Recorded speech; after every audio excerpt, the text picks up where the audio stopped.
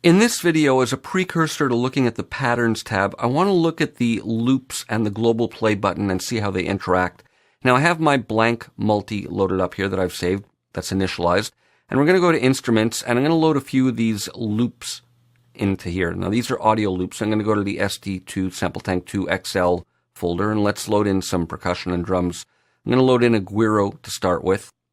And what I want is I want to have several loops loaded up here in the different parts, and I want to press the global play button and have them start all of them in sync. So what we need to do is teach Sample Tank which of the trigger notes we want and then save that in the multi.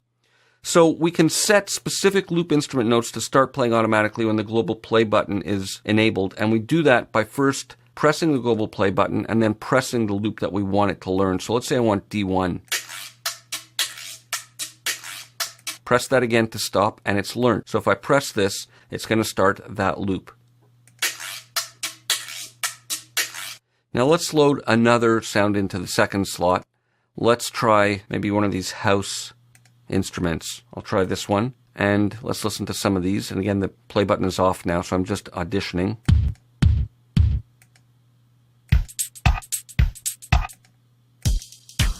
Okay, I think I like that one. So I'm going to hit this, and then this.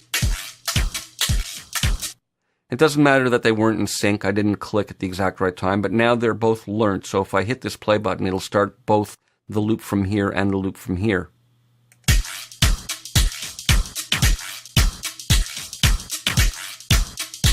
So we can see it's triggering them all. Let's load a third in.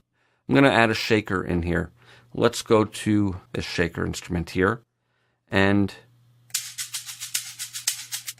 just auditioning.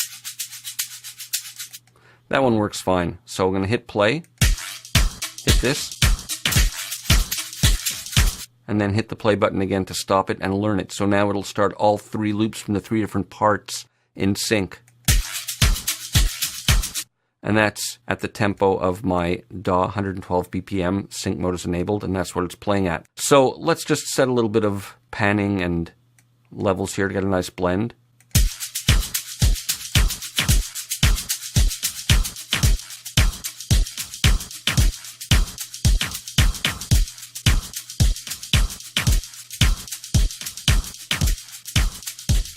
Okay, I'm happy with that. So what I'm going to do now is save it as a multi, and let's go to our save menu here, and I'm going to call this, and again, it brings me to my multis folder in Sample Tank 3. I'll call it Loops and Patterns. Let's save that, and there it is. So let's go back to a blank multi just to check that this is working. It's initialized. I'll load this one back in, and now when I hit the play button, it should recall all those loops and play them all.